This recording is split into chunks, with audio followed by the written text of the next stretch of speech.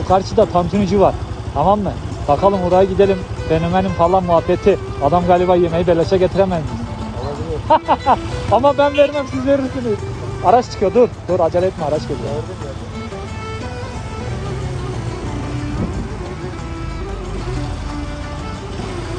Selamünaleyküm. Ustam nasılsın? Kolay gelsin. Evet, yayındayım. Durumun nasıl?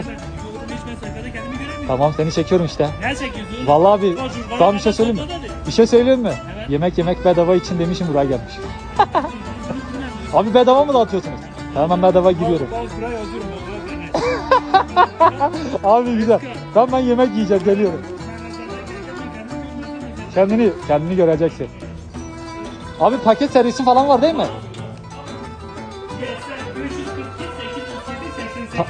Tantuni de var. Abi. Tamam, Ömer Usta'yı arıyoruz. Arkadaşlar yemek beleş, yiyin.